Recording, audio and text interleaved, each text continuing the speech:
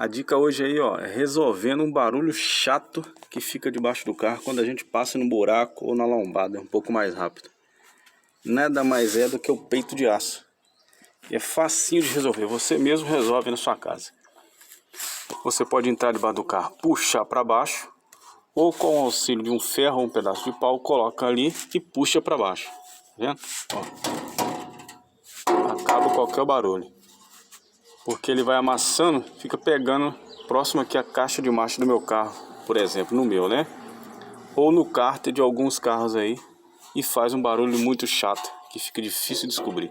Você só consegue descobrir quando entra debaixo, e é apenas o peito de aço do seu carro. Valeu?